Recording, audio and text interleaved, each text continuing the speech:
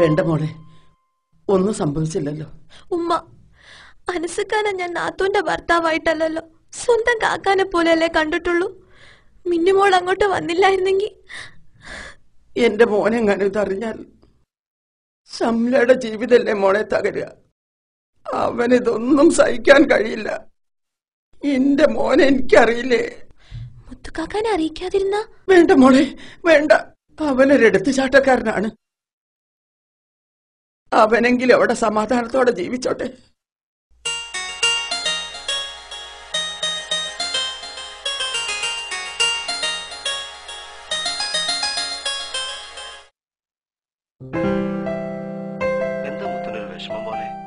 ഒന്നുമില്ല മുത്തേ.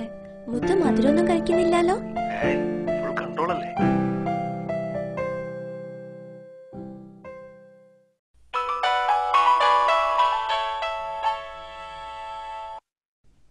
Hello hello, Ajay അല്ലേ? അല്ലല്ലോ, റോങ് നമ്പർ.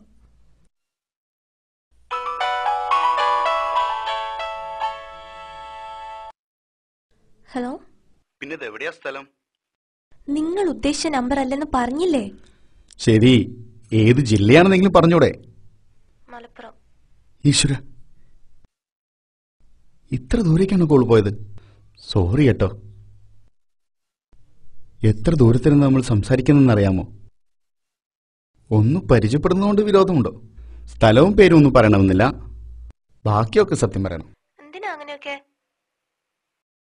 ഒന്നിനുമല്ല, ഒരിക്കലും കാണാതെ വിദൂരതയിലിരുന്നൊരു സൗഹൃദം.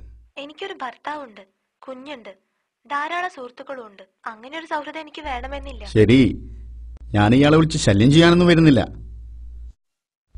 ഫ്രീ ആകുമ്പോൾ മിസ് കോൾ ചെയ്താ ഞാൻ വിളിക്കാം, ഇല്ലെങ്കിൽ ഒരിക്കലും വിളിക്കുകയില്ല.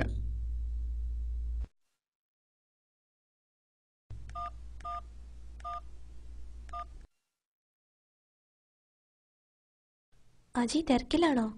ഡോക്ടർ കോള് വെയിറ്റ് ചെയ്യാണ്. രാത്രി വിളിക്കാം കേട്ടോ.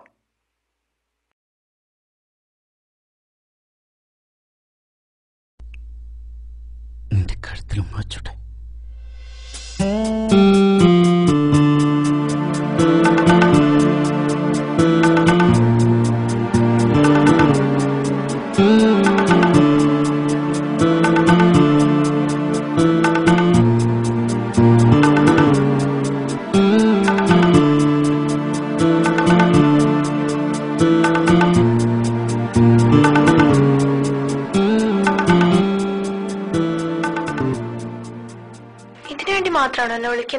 ഒരിക്കലുമല്ല, എനിക്ക് നിന്നോട് എല്ലാം പറയാൻ കഴിയുന്നുണ്ട്.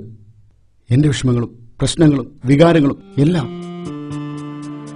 ഇനി എനിക്ക് നിന്നെ പിരിയാൻ പറ്റുമെന്ന് തോന്നുന്നില്ല. വയ്യ, എനിക്ക് നിനക്കറിയില്ല ഞാൻ എന്തുമാത്രം നിന്നെ.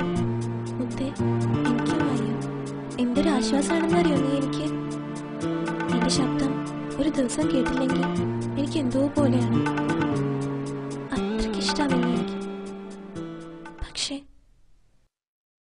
എനിക്കൊരു കുഞ്ഞുണ്ട്, ഭർത്താവുണ്ട്, സമൂഹം. ഒന്നും എനിക്കൊരു പ്രശ്നമല്ല. നിന്റെ കുഞ്ഞിനെ ആരെയും ഉമ്മച്ചി വിളിക്കുന്നേ? മോളെ ഉപ്പയാണ്. അല്ല, ഉപ്പയോട് എന്തിനാ എനിക്കൊരു കുഞ്ഞുണ്ട് എന്ന് പറയണേ, ഇഷ്ടാന്ന് പറയണേ? വേണ്ട ഉമ്മച്ചി, ആരെയും വിളിക്കണ്ട.